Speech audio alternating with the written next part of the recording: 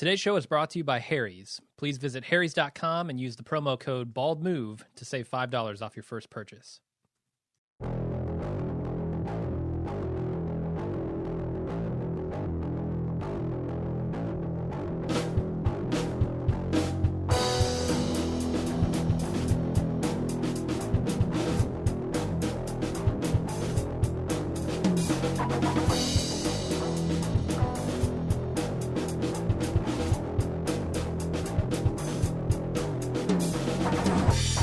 Welcome to The Watching Dead, the officially unofficial podcast for The Walking Dead on AMC. I'm Jim. And I'm Aaron. And today we are going to do our Season 5A wrap-up cast. It's been a season of up and downs, I think. Sure. But it had a valley in the middle, we'll say that. Yeah? Yeah. A pretty deep, dark valley. Yeah. We didn't quite dig our way out of it at the end, but almost. Almost. The last episode was okay. We're going to talk about some of our death predictions. Sure. From before the season, see how those turned out. We're going to talk a little bit about what we thought of the season, this half season, as it compares to others, probably. Is there anything else we want to talk about during this? I think that this might be the rare Watching Dead segment or podcast that has a longer spoiler segment than main cast. Because I just have a ton of things that I need to talk about in the spoiler section, looking forward and all that kind of stuff. But yeah, sounds like a reason. We got tons of feedback too. I think we're gonna have no shortage of things to talk about. Okay. Before we put this thing in cryo sleep for 2 months. Well, where do you want to start? First of all, just my last opportunity to do it. Mm-hmm. So I'm going for broke here. Don't forget about our survey. Last chance to tell us what you think. Mm-hmm. We're closing it up and compiling it at the beginning of the year. So if you want your voices to be heard as far as how we can do things better, tell us how we're doing things now, you can go to survey.baldmove.com. It'll take about 5 minutes to polish off that multiple choice quiz, and we'll be in your debt. Christmas is coming up. Amazon.baldmove.com. Super important, super great way to support us and beat the Christmas rush yourself. And stick it to Bezos. I mean, really, that's what I'm all about. You got to stick it to Bezos. Got to stick it to Bezos. So I want a couple rolls of penny in my stockings this year. Mm-hmm. And finally, if you're looking for stocking stuffer, digital version of my book for Walking Dead. Book.baldmove.com. Again, last opportunity. I'm going all out because we won't. We've got a special surprise in the pimping section. Okay. All right. Where do we want to start with the season? Do you want to go right into our death predictions and we can laugh about those? I don't know. What do you want to do? We kind of already talked about the season as a whole. Yeah, we did a lot of that in the last episode. It's hard for me to, comparison to other seasons. It's getting harder and harder as it goes by. As there are more and more seasons. and it just feels like they're all the same. There's 2 or 3 good to superior episodes, 2 or 3 okay to kind of head scratchers, and 1 or 2 god awful ones. And it's like, it feels like that the first half of season 2 is like all time bad. It feels like the back half of season 3 is kind of all time bad. Mm-hmm. The governor stretch is in the first half of season 4, but it had some really strong stuff in the prison. It's really hard. I mean, almost every other series I can think of, it's pretty easy to think of like which ones I enjoy the most. But I enjoy. It's much harder. I mean, it feels like to me season 1 is the best. The thing still with all of its you problems, might be right, and then everything else kind of fits in there. Yeah, I feel like with all the confusion that they kind of left on the table. At least for me, I mean, a lot of these episodes confused me more than anything. A lot of the motivations weren't clear. A lot of the just straight up the plot wasn't clear on a lot of these things. And I feel like that's an effect of this jumping around in time, which is something they haven't done before. They at least haven't done much of. They did some with the governor stuff, but that was about it. I feel like that really brought this season down for me quite a bit. So let's talk a couple things about ways we think Walking Dead took some leaps forward this year. Okay. And I've got a couple. Like, it felt I was somewhat worried that they would stretch the Gareth and Terminus plot line out, and we would have a Terminus thing that's kind of like a half season, which is still like 1.5 seasons shorter than the prison arc, but still, it's like that felt like prison farm. Like they have a history of doing that, and being able to essentially spring everyone out of Terminus in one episode. And dealing with Gareth in an episode or two beyond that and just moving on was refreshing. Similarly, the hospital, I got some problems with that, but it was introduced, dealt with. I don't feel like we'll ever come back to it in a single half season. Yeah. Keeping Walking Dead mobile feels like it's the way to go. What do you think, Jim? Yeah, I think you're right. That helped. The pacing of this season helped a lot with my enjoyment of it. And I think, maybe they went slightly too fast because they glossed over some details that I thought were important about the plot.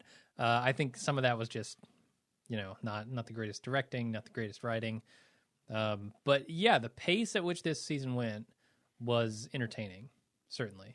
I never felt that moment where I was like, oh my God, they need to get off this farm. They need to get out of this prison. That didn't ever happen. The hospital didn't even feel like that when they spent, roughly 2 episodes there spread out a little bit. That worked for me. Yeah, the hospital was kind of confusing and muddled as far as motivation and exactly what we were supposed to feel about exactly what characters at any given moment. But yeah, it didn't feel like it drug on. No.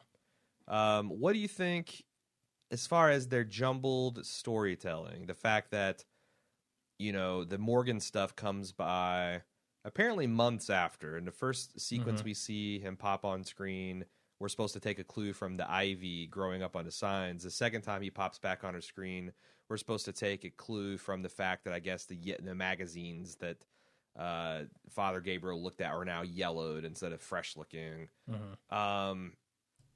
And they also go backwards and forwards, and they have little cliffhangers like, Daryl ending, who's he bringing back to the church and all that. Yeah. That jumbled kind of disoriented sense of time storytelling. Thumbs up or thumbs down or neutral?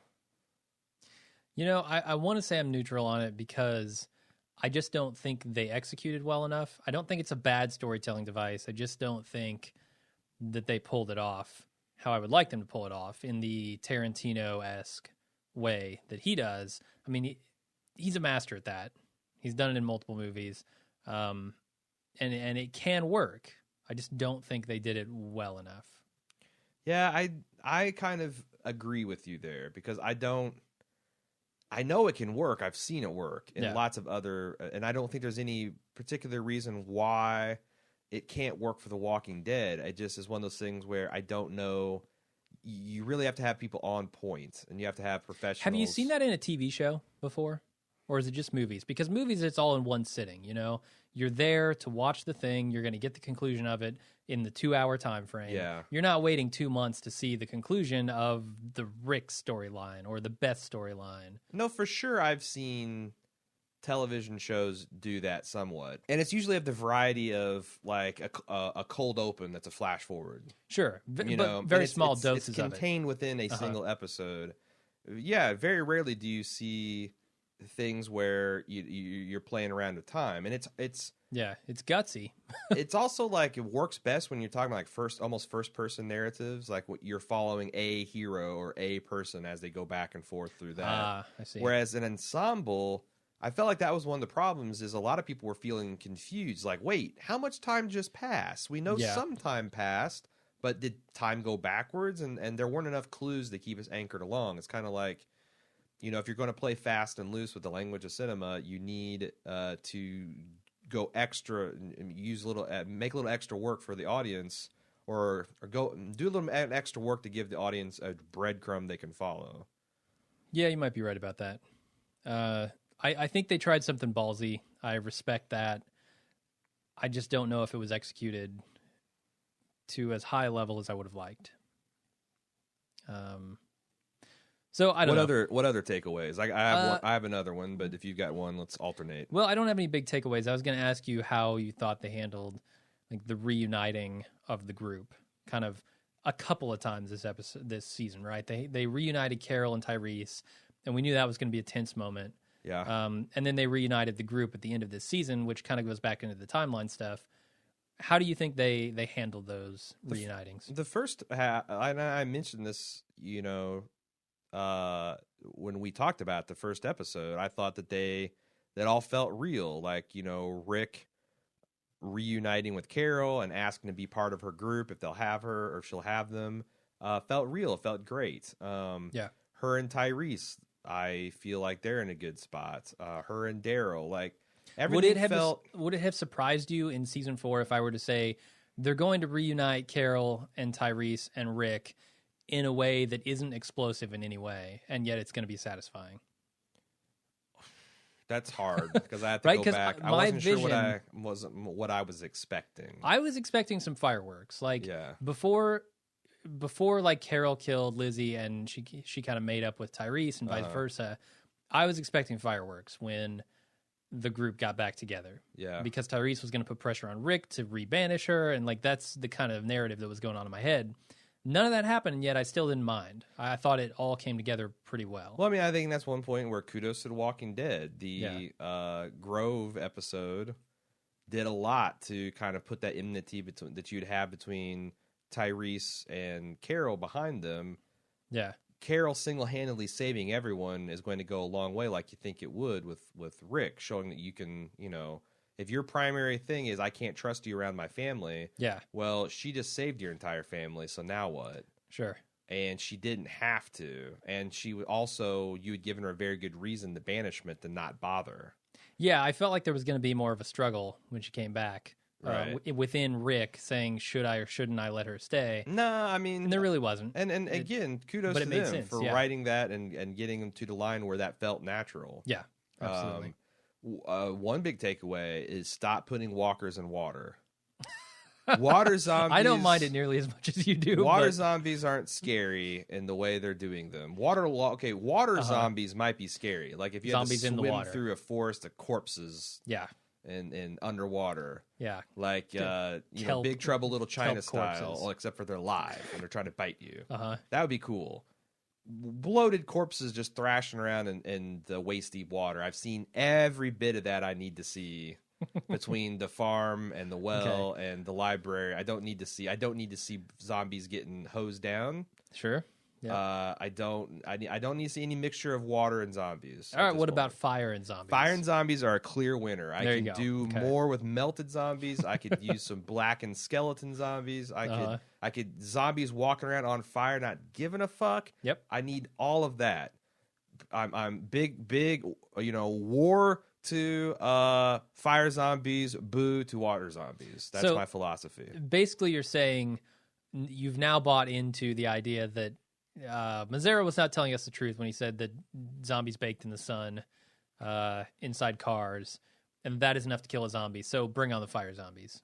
Yeah. No, Okay. Obviously, I always Good. thought that was a Good. lie. We always made fun of that. So yes, Yeah. I'm more than willing to assume that Glenn Mazzara was lying about a bunch of shit. Good. Okay. Although I think it's funny that Alan Sepinwall and Dan Feinberg did a hell of a job breaking down The Walking Dead on our podcast this week, and I found it hard to disagree with anything they said.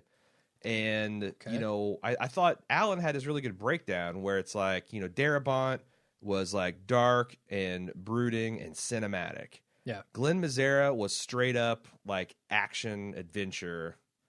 Gimple is a fusion of the two with a little bit more emphasis on character development. Okay. And I feel like all that's true. There's just some bumps, and I don't know whether it's from his inexperience. I don't know if this is Kirkman's top-down bullshit. I really don't know who to blame. But it's just hasn't quite gelled in 2 years yet. I feel like I've been most satisfied. Like, if I can't have Darabont running this entire thing top to bottom, then I've been most satisfied with Gimple. Sure. If you take Gimple or Mazzara oversaw a couple of shit shows. Well, plus, I'll tell you this much. I might grant that things were more consistent in Mazzara universe, but the highs on Gimple are a lot higher. Really? I don't thought think there that were some... I don't think that the lows are any particular lower. It just feels like that, and I guess that's if I'm keeping score at home, I'd rather see a couple home runs and then some just turds. Some ground than a consistently mediocre. Then just consistent single, walks. I want to. Yeah, you want to see. You want somebody to dunk it rather than take the layup. Yeah, okay. Yeah. You want to see someone challenge and say, "Well, I might get it wrong, but I'm going to push these characters around and do some transformation and do some changes, rather than keep them in stasis for an entire season." Yeah, that's season 2. My God. But then season 2 has one of the biggest moments, I thought, of the series with Sophia in the barn. I mean, that was an exceptional episode. Great moment, but I don't know. It's almost like the anti-Beth because it spent too much time leading up to it and setting the groundwork way too and much time. having care and dare and everybody's invested and all that stuff. Mm-hmm. So there's definitely a happy medium between Maggie's whole Beth Who routine and where's Sophia? We're worried about Sophia. Sophia's been missing. We got to find Sophia. If they're gone for 24 hours and dead. That's what it is, man. Carl was just looking for attention. That's why he snuck out, right? Everybody's so concerned about Sophia. Sure. Where's Carl? That's what I want to know if I'm Carl. Yeah, nobody gives a fuck. fuck. So I sneak out and I look at cows. That's what I do. Okay, so what else do you have to talk about as far as this season goes before we get into death predictions?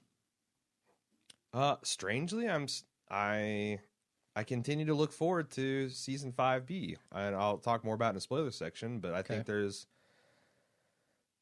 I don't know. There's definitely a lot of tread still left on the story, and what they're going is kind of interesting, and it's going to be potentially something different than we've seen yet. I think so. I hope so. And whereas it feels like to this point in the Walking Dead history, you get a lot of the same themes. They just get bigger and tougher to deal with. Mm-hmm. And it's about time for them to flip the script on some of this stuff.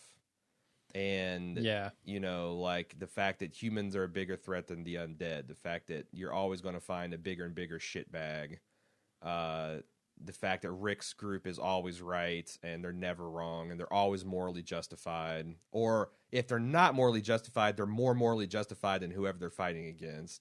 I think it's about time to turn the tables and examine that. And if the show goes in that direction, it can be interesting for years to come. So yeah, I feel like they've hit the issue of should we or shouldn't we kill people? Yeah. Should we or shouldn't we take people into our groups so many times now? Yeah. And you've had kind of every character has had to go through that arc on screen. Sure. We don't really need to see that anymore, right? I'm okay with where Rick's at. Rick is the kind of guy who is not going to trust people until they give him a reason to. Right. Keep him there. I'm okay if he stays there.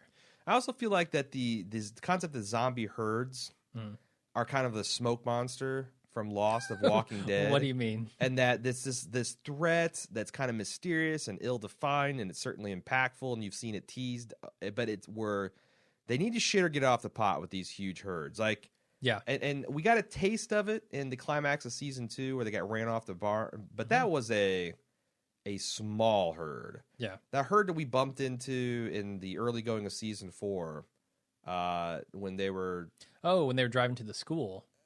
To the college, right?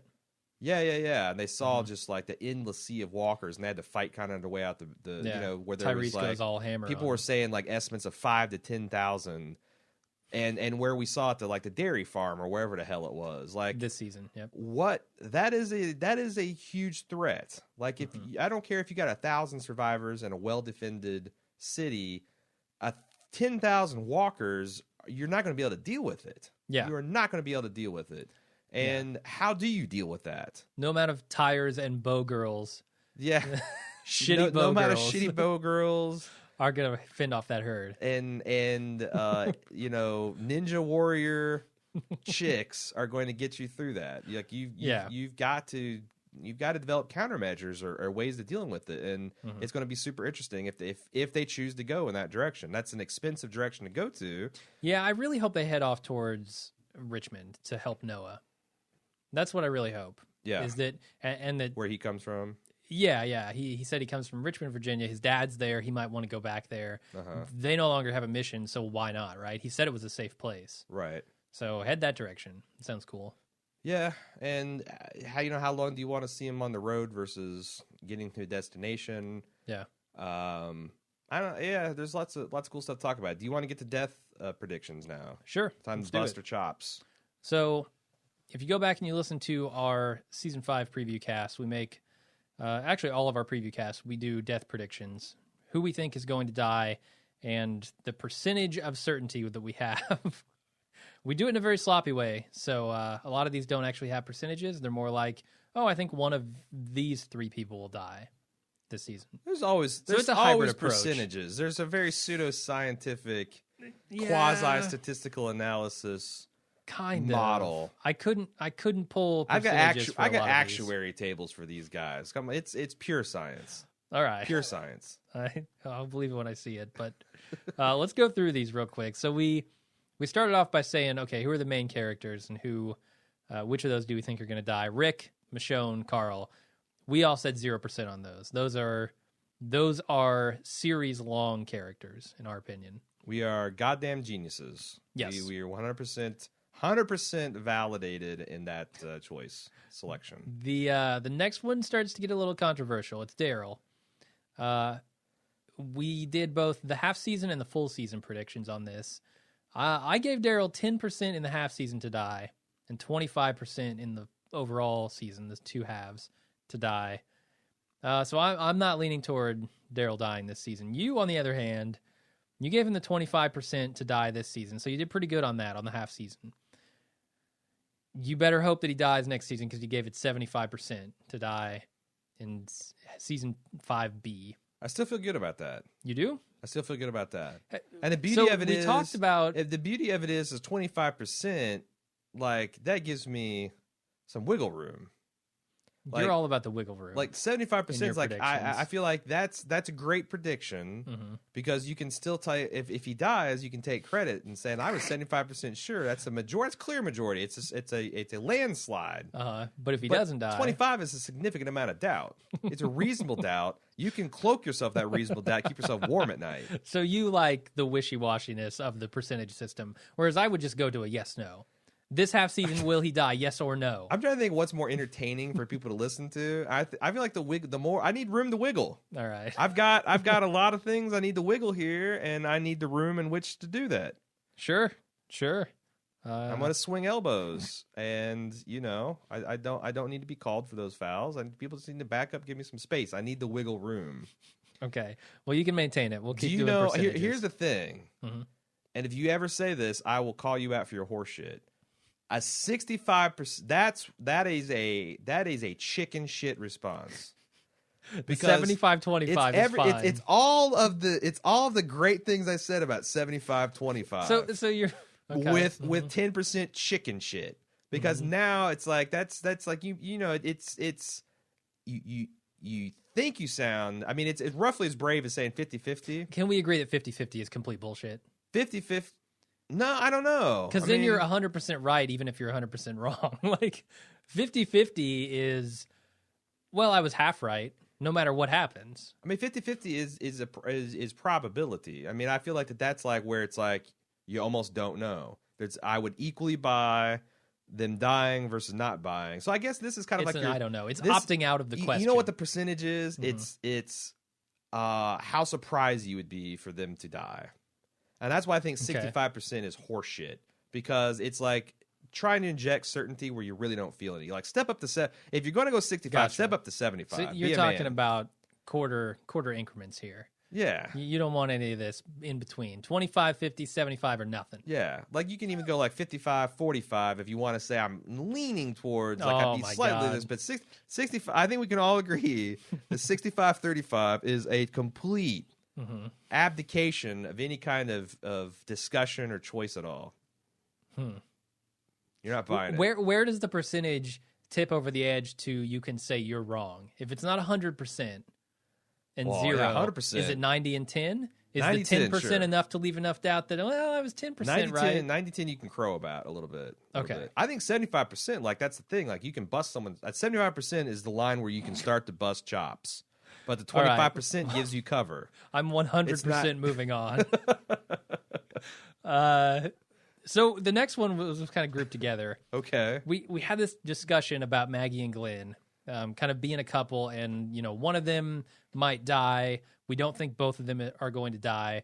And so we gave like a rough idea of what we thought about Maggie, Glenn, and Beth. Hell, I think it's statistically valid to treat them as a unit. They're married. Federal government does it. Yeah, but we kind of treated Beth as part of that same unit too.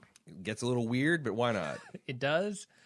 Beth died. Neither of us really gave like certain predictions on this, like percentages. Really? We just said, I think if Glenn dies, Maggie probably won't, or vice versa. And if Beth dies, neither Glenn or Maggie will die. It's kind of a package deal for all three of them. What did we actually say? So what was the breakdown? Here's what we said. Okay, how about Glenn and Maggie? Let's take them as a couple because that's how we've done it in the past. I thought last year I said a 50-50 chance that one of them die. Yep. I'm going to say 100% chance that one of them dies in season 5, not the mid-season. Well, I think they are ripe for the picking. I think one of them certainly, and potentially both of them, die together. And Beth isn't big enough for us to give a shit when she dies. No, I don't care about Beth. Like I said earlier, she's not that important of a character to me at all. Do you stand by everything that was just said? Yeah, 100% accurate on that. About Beth not giving a shit when she dies? Yeah, just didn't care. Didn't care, man. I cared about Doodlebug. Cared more than you thought at the end of last season? Like, did she evolve enough in that hospital for you to change your opinion on her at all? No, but I liked her last season. For me. And here's the thing. Her last season, yeah, but I still didn't care that much. Who has died on The Walking Dead that you really did give a shit about? Lori, we had the Fiesta cast and everything. I thought Bob was pretty rough. Lori packed Bob a was punch. pretty rough. Lori packed a punch because they just brought it that day. Yes. But on the other hand, I was glad she died long term. You're right. I'm trying to think if anyone like T-Dog was Merle. I mean, only because of what it meant to Daryl. Yeah, it's tough. I don't think there's been a death where I've just been absolutely crushed, and part of that is because I don't feel like they've done an exceptional job of connecting me to all of these characters. Sure. Like they don't want to kill the main characters, and the main characters are the only ones that they've really built up an affinity for. Right. So why am I going to care? I mean, Jackie and Jenner was poignant, but Jenner we just met, and Jackie had like 3 speaking parts before she announced that she was going to commit suicide. Andrea's death only meant something because good. of what she meant to Michonne, really? Yeah, at and that point? everyone was kind of out on the whole Andrea experiment. So on the other hand, just about damn near everyone they kill at this point is going to be impactful to some extent. Not Rosita, not Tara. I think those are 2 that are expendable at this point. Sure. Now maybe they might develop them into better characters. Sure. And they're starting with that Rosita. They're going backwards with Tara. Abraham, I don't feel bad. I don't feel sad if Abraham dies. Tyrese, I would have a year ago, but Tyrese has been annoying. Yeah, you're right. They've kind of made Sasha. I feel bad, but she kind of like it's kind of like merciful if because she's. I mean, definitely Carol. I'd feel that would have a punch to it. Carol and Daryl. And I would still feel like if they did something to Maggie and Glenn, I have enough residual affection for those characters. Michonne, for sure, definitely. Carl and Rick, but I just don't worry about them. Won't. They won't unbeatable character shields. All right, all right. Let's move on. I stand by all that. I feel like, and I'm 100% sure that either Glenn or Maggie will not get to the end of the season. Okay, cool. And I still stand by my 75% on the Daryl too. Now, I will say that I based a lot of my thoughts that Daryl would die based on my understanding of what I thought his contract was. But someone emailed me a couple weeks ago and said that Norman Reedus didn't have a starring contract in the first year. It was a recurring role. Yeah. And it was a weird 6-episode season. So I don't know if my math on any of these people are right, because I can't believe that a 6-episode season, usually things are ordered to pilot and then they might pick it up or might not. they just ordered a 6-episode season, sight unseen. Mm-hmm. I don't know what that does with the standard contracts. And when I say standard contract, I mean the standard 5-year, series contract that people get. Sure, which is what you were basing your prediction on Daryl on. Sure. So yeah, I think you're right. He might extend into season 6 as part of his 5-year contract. But on the other because hand, unlike Andrew Lincoln, Andrew Lincoln and Chandler Riggs and those guys, they're series regulars from the very start. Sure. Daryl Dixon was not. Yeah.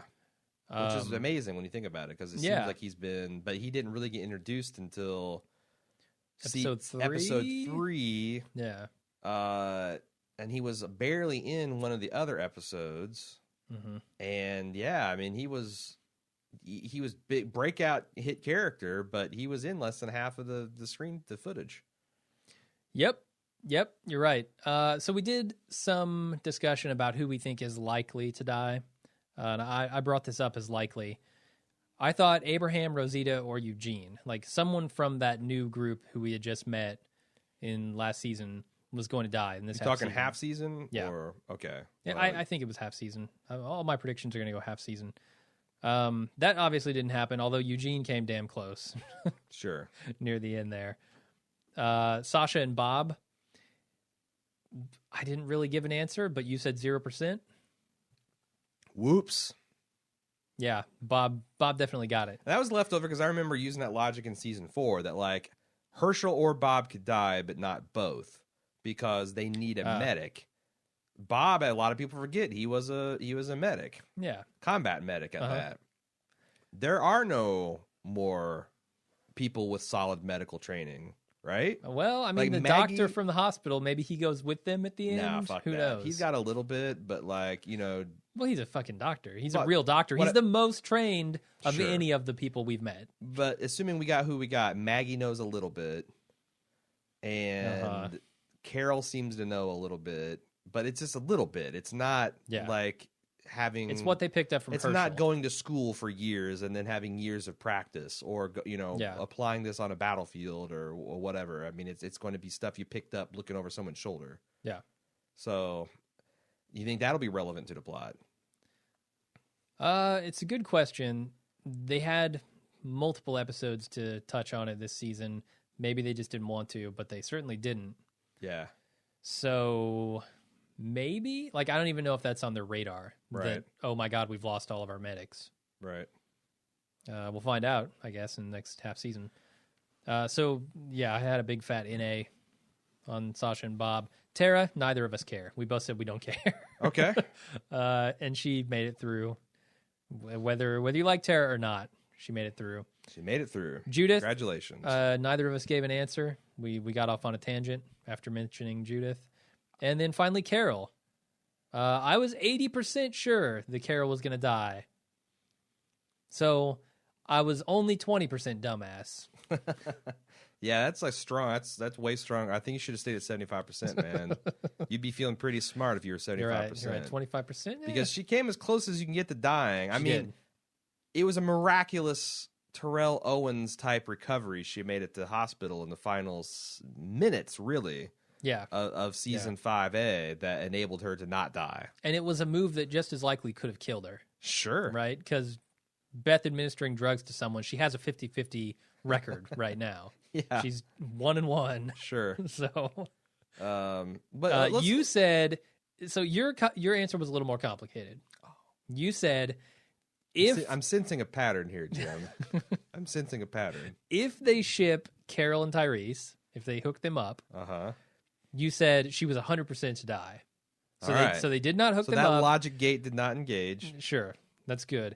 Otherwise, you said Carol has a 50% chance to die and Tyrese has a 0%. All right. So you went with the least sure of all answers, in my opinion, which is 50-50. Sure. On Carol. But I took a stand on Tyrese. 0%. That's you did. Uncompromising. Yeah, I didn't even mention Tyrese. Boom. So, well, all right. Less said about Tyrese, the better. Can we talk about the Judith problem? Because I've yet to hear anyone with a compelling answer to how this isn't going to turn into fucking Full House of the Apocalypse. I think you're right. I mean... like, there's no way. Judith dies. Or we have Mary Kate and Ashley Olsen on And Cashley Olsen. And Cashley Olsen is a whole other thing. We've got that on The Walking Dead, and I don't know if that's cool, man. I don't know if that's cool.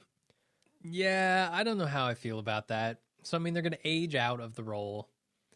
They're going to have to get new babies. Of course. But that's what I'm saying. There's a huge gap. Like, when does a little girl or little boy become interesting in The Walking Dead? It's right around Carl's age, right? Yeah. We've got a long, annoying road ahead of us if Judith continues to live.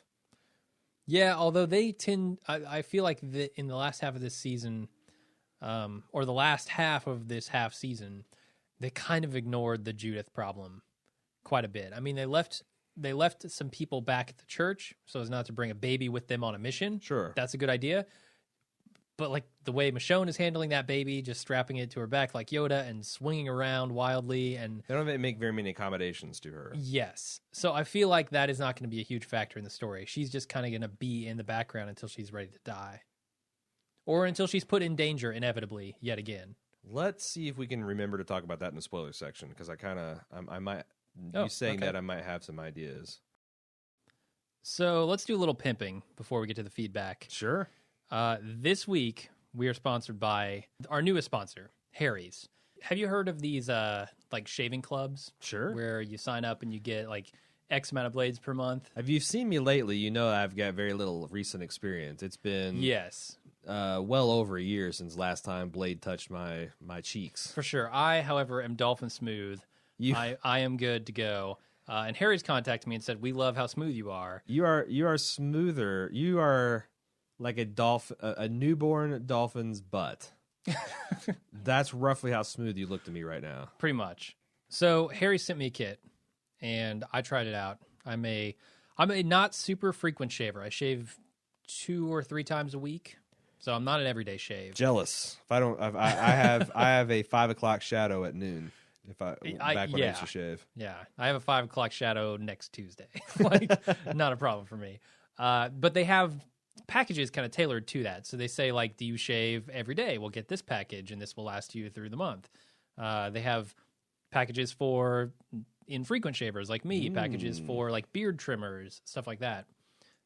So they sent me a package, and they sent razor, aftershave, and shaving cream. I gotta say, it's probably the best shave I've ever had. Like, wow. No joke. And you know, when I say no joke, I mean it.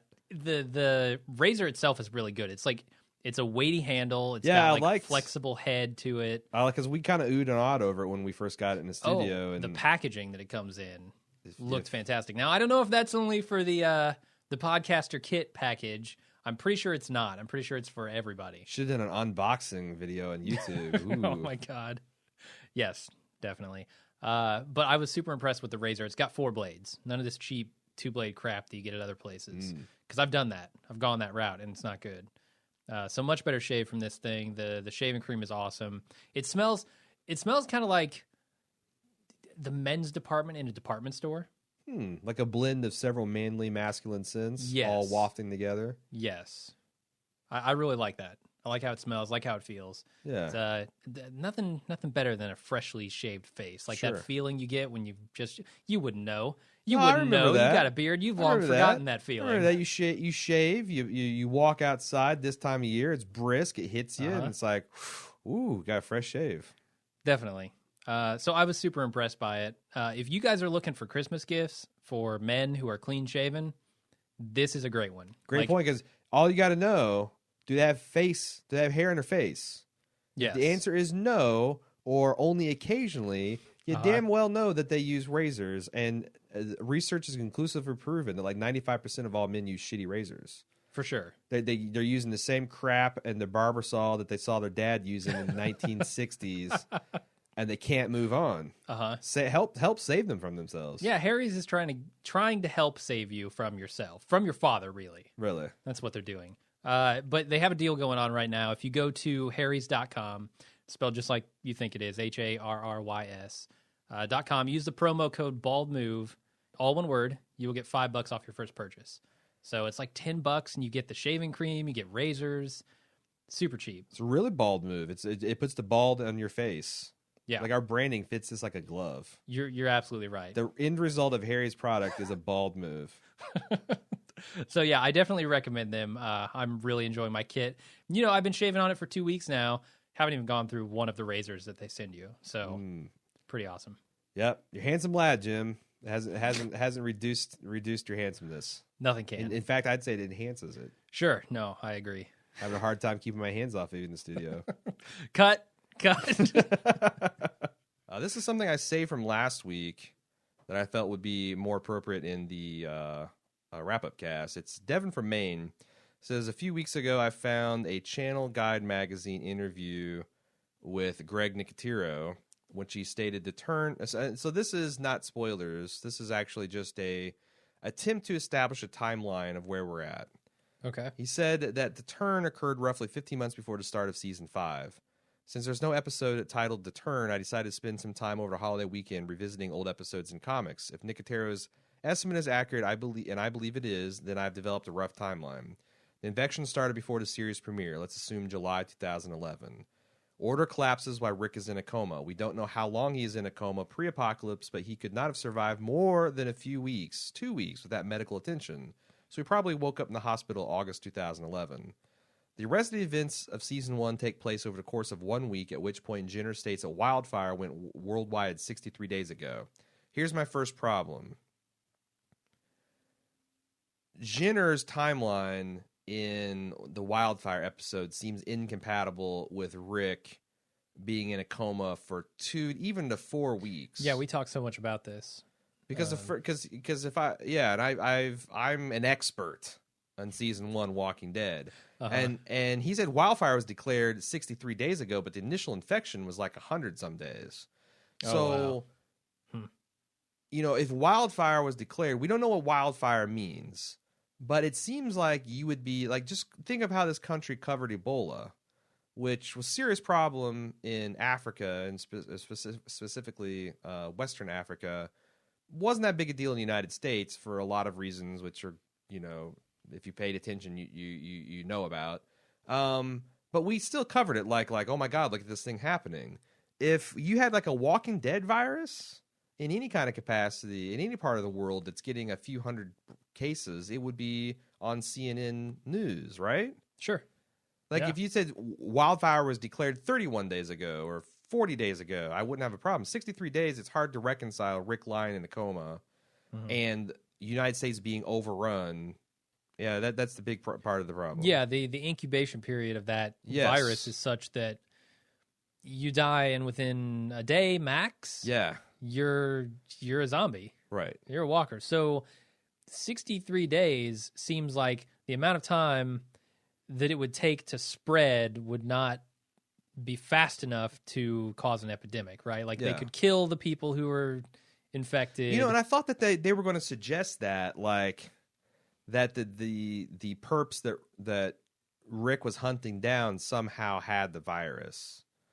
Like when they shot that car, it the flipped first episode. And I'd never read the comics at that point. I'd never, I was just going in and I just assumed that they're going to have that be an indication that the virus is already out. But as far as Rick and Shane knew, when Rick took the bullet, no zombies. Yeah. It says the rest, so season 2 picks up immediately afterwards, season 1 in August 2011, when they could have hypothetically found the abandoned Hyundai Tucson limited edition on the highway. This remainder of the season 2 takes us through September 2011, when the Green family feels it's necessary to prepare for fall. Lori's pregnancy, the earliest delineation of time, roughly 8.5 months, occurs off camera and takes us through the winter to April 2012, which we know we passed a harsh Georgia winter. The conflict with Woodbury lasts only a few weeks. If the spring of 2012 started hot but ended with a cold snap, then that would explain why the survivors are wearing coats during the governor's first assault on the prison in early May of 2012. Based on conversations Daryl has with Carol, Zach, and Michonne, roughly 4 months pass between seasons 3 and 4. During that time, the group at the prison takes in refugees and begins to plant the yard. Rick states that he and Carl grow cucumbers, which must be planted at least 3 weeks after the last frost of the year and take 3 to 5 weeks to mature, meaning that season 4 probably starts in August 2012. This is incredible. The infection and the governor's second assault occur less than 1 week after the start of season 4 at the end of summer 2012. In order to fit Nicotera's timetable, the survivor's journey to Terminus must take roughly 1 month, meaning their escape occurs in either late September or very early October 2012. Yeah. So then he ties this together to a spoiler point about where we're going next, which we won't talk about right now. What do you think of this timeline other than did he say that they were walking around for a month? Possibly, but I don't have a problem because honestly, if I think that you're a week max, and also keep in mind this whole half season is like only 2 weeks after the prison fell. Okay. Now, he says it's a month, but I don't think there's a couple of emails I got where it's like we don't really have any evidence that this is longer than like 2 weeks. Why do you say 2 weeks then? Just based on what everyone's wearing and the actual action that we see, we see a couple. Yeah, I can't remember how long Beth is out, and we don't know how long Beth has been gone. I mean, we see a couple nights go by. Sure, yeah. I feel like Porky Pig. We feel a couple nights go by, pass by, at least. And then, the group gets back together and they're in Terminus and they spend at least a night in that boxcar, right? Or that happened the same day? No, they definitely spent a night in there. Okay. And then we see that there's another day and a night in between. So, I mean, it's like anywhere between 1 week and 4. But I like the fact that we haven't gone through a new winter. Mm-hmm. We're actually heading into like the first frost of the year. That feels appropriate. Yeah, and sometimes it can get hot as balls in September and October, especially for the South. Sure. Okay. Sure. All right, that works. Anyway, so but Nicotero saying 15 months. I would have said 2 years before I heard that. Yeah, something around there. So we got another harsh Georgia winter coming up. Ashley H said, "Okay, Tyrese has been annoying beyond all logic this season, but I have to remind myself that all of this is another timeline one. It's been a matter of days for him. I'm not sure it's even been 2 weeks since Karen died, and the situation with Carol and the girls was probably a day or two before Martin and Terminus. So for me, maybe it gives Tyrese a bit of a pass because that is a lot to process, but I don't know. Is this something you've kept in mind? If not, does it change your mind about his arc at all?" I think a lot more time has passed than 2 weeks. Why do you say that? Just because of the slow motion walk? No, because Karen and David died before they left the prison. The slow motion walk could be up to a month. It's at least 2 weeks, is what you're saying. Mm-hmm. That stuff with Carol doesn't take place immediately. That stuff with Karen and David happens just before the governor's attack. Yeah. So I could buy that it could be as little as 2 weeks from that happening to Bob dying. I don't. It feels like longer than that to me. It feels more like the month that you're talking about. Okay, but still, a month after your girlfriend died. Yeah. I mean, I don't expect him to be totally over it's it. It's weird because in wasn't. art, and this is something that always is weird about like watching Breaking Bad too. Breaking Bad takes place over a very confined time period, even though the story is told over 6 years.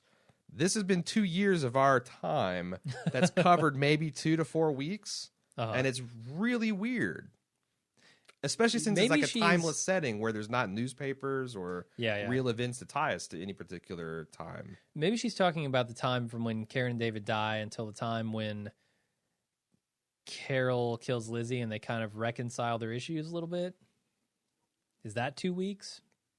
Could that be 2 weeks? I don't even know if Why do you think it is 2 weeks? Like that was them immediately evacuating the prison. Like I don't think there's even a week between Karen dying. How did Tyrese end up with Carol? I can't remember that. He was with the girls, and then Carol ran into them, and Tyrese did not know that she was banished, and she played it coy. They found them on the train tracks. Right. Yeah. I'm trying to think how long they were walking around. It was only obviously now that Carol was attracted by the smoke, so that's why she doubled back and ran into them. Sure.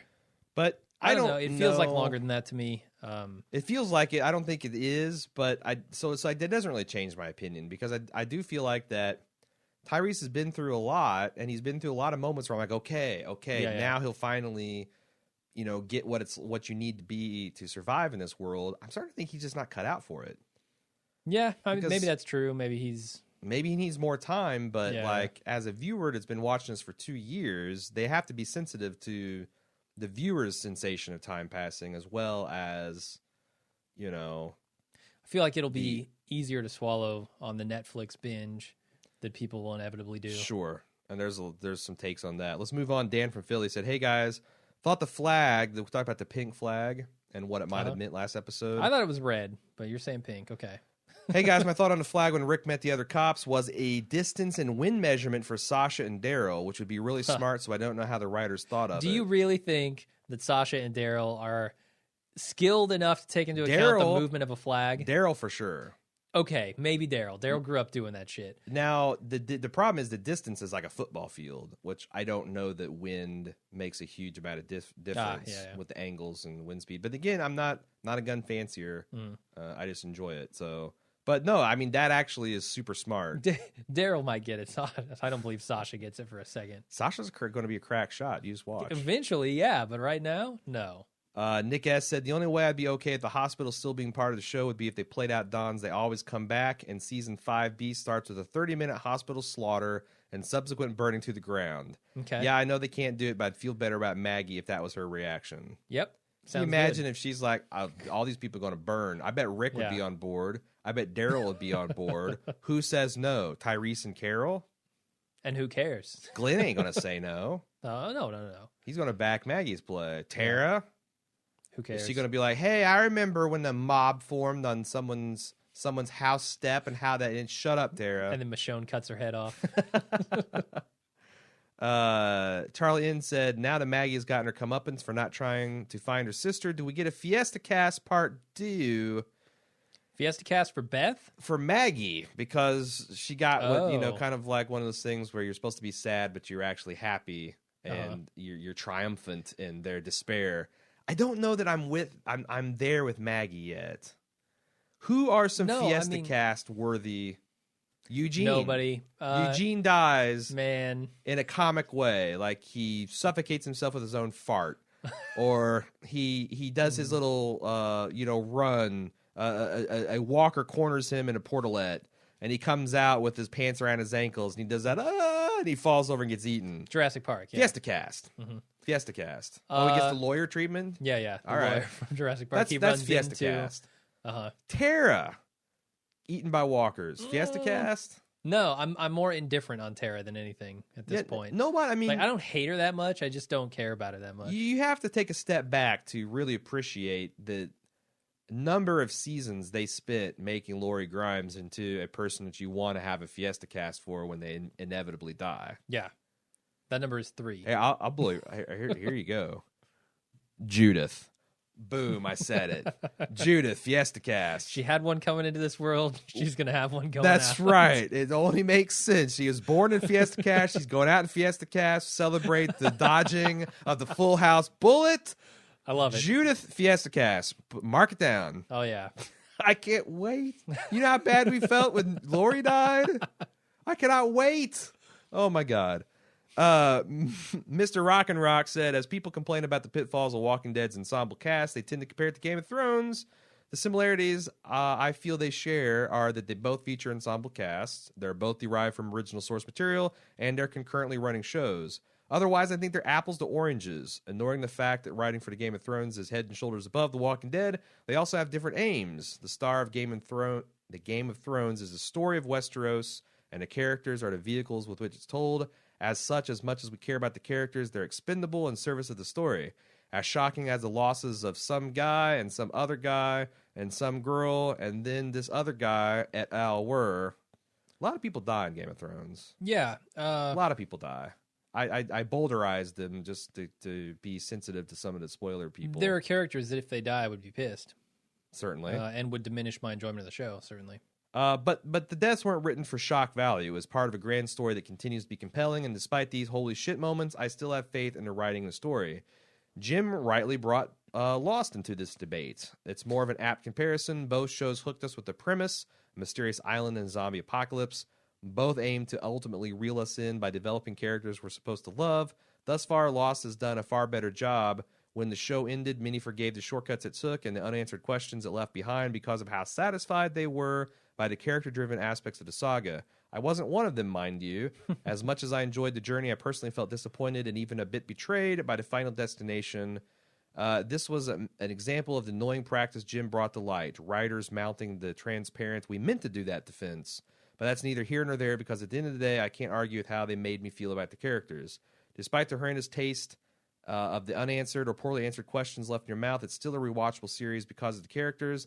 Whether Walking Dead can rise above its own set of hurdles and do the same remains to be seen. I agree with almost everything he said where he was agreeing with me, except for the very end where he says Lost is a rewatchable series. I feel like the crux of that series for me was the mystery, and without that, I have no interest in rewatching it. Do you agree with his general thrust that The Walking Dead is a character-driven series more than a plot-driven series? I do, surprisingly. Even though I don't think they've done an exceptional job of developing the characters over the course of 5 seasons, I do think that's what they're going for. I think most of the zombie set pieces are just that, set pieces. The crux of the series is characterization, and it started with Darabont. I mean, Darabont did a lot of that stuff early on. So I don't know. I think I just wish they were better at it. I really do. No, I feel you, man. Manira P said, I totally agree with you, Aaron. While it said this is the vanity cast, man. Yeah. This is breaking our arms, patting ourselves on the back. When it was sad that Doodles died. However, I don't see where else her storyline could have gone. Carol, in contrast, has so many possibilities and so many pairings on the horizon. The one I'm looking forward to would be Tyrese and Carol. I feel like Carol would be a good way to fix Tyrese instead of killing him. What about Carl and Beth? Which is what I kind of want right now, which sucks because I, too, love Chad Coleman. Holy shit, yes. Carl, like 2 seasons ago, we talked about how he was sweet on Doodlebug. Is he going to be devastated by this? I don't know. This is literally the only age-appropriate girl in the apocalypse for him. He's got to be devastated. I would be devastated. Carl, your only prospect is now dead. Carl needs a fruitless crush. I'm going to nominate Tara. Michonne. Ooh. Michonne. Michonne would be cool, and then when Michonne and Rick inevitably hook up. Oh, God. There's some teen, just in time for Chandler Riggs to be a teenager. Boom. Boom. Oh, no. You can't fall in love with your stepmom, Carl. What the hell? You got to turn in the hat for that. I loved her first, Dad. Anyway, she continues. That's fucked. She continues. I feel like Carol would be a good way to fix Tyrese instead of killing him. I already talked about that. No, I feel like that's cool. You could do some sexual Carol healing. And Tyrese. Some true love, healing up our buddy Tyrese here. Yeah, I don't see why not. You know, and like I said, I keep saying that surely this is the time where he's going to swallow a bag of cement and get hard, and time again he reverts back to his pacifist ways. It seems like they turned him into Bob after Bob died. Alan Sepinwall, I feel like he likes that, but I'm just getting impatient with it. Yeah. You know? Like, yeah, I mean, it sucks that it's. I'm really glad that you're able to work up a zombie killing rage when you need to save your own life, but maybe you can get in your headspace where you can do that to help save the group instead. Mm-hmm. Like that's what that's where I need you to be. It would be great if Gabriel came around to the view of the group and then taught Tyrese the lesson that he needed to learn. Like the guy who was most reluctant to kill anything ends up putting Tyrese back on track. Manira continues, you've said that you think Rick, and I would say Carl, after what he said to Gabriel to church, are over a quote-unquote safe place idea. In the preview for 5B, it sounds like Michonne is the one trying to shake him out of that. I have a prediction. What if Michonne delivers the speech to Rick, trying to bring him back from the brink? He takes her word, they get to Noah's safe place, and, well, wait, this is getting all spoilery. What the hell? Why? Noah said he had a safe place. Yes, that's not the spoiler Why is part. That spoilery? Okay, you're about to get to the exactly. Okay. I almost screwed up there. We'll get to that in the spoiler section. Cool. Emily R from Arizona said, she's under the subject of you're too tough on Maggie Green. Mm-hmm. Doesn't she get some points for leaving Glenn on the bus to find Beth when the prison fell and Too Far Gone, which is fully 2 years ago now.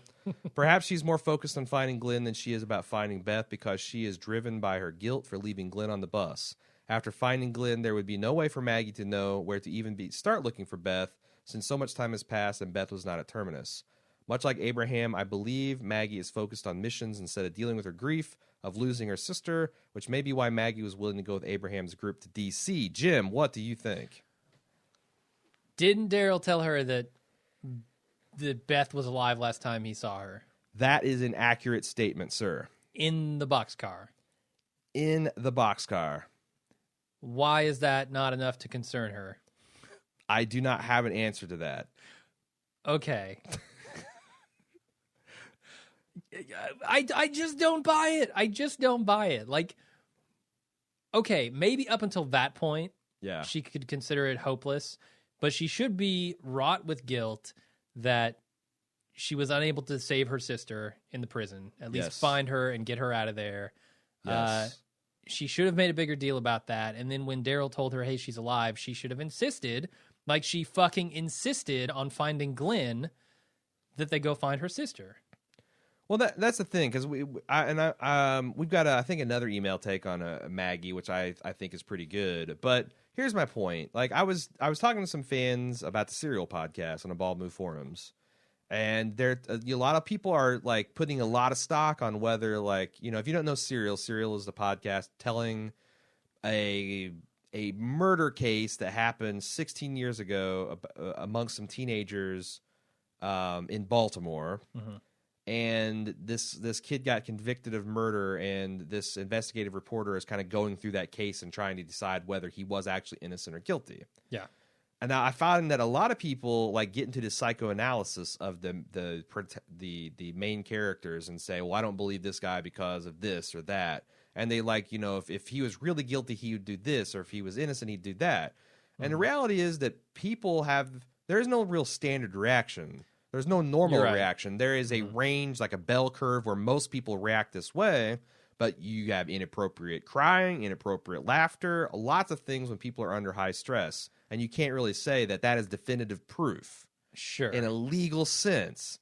If you're writing a fucking drama on television, I think you try to stay in that sweet spot of the bell curve, because that's going to relate to the broadest human experience. Yeah, that's what I'm saying. It might be super avant-garde to be like, well, 2.5 years ago, Beth gave this pep talk to Maggie where she says, we got to be strong because that's what Daddy would want, and we've got our jobs and we got to do our jobs.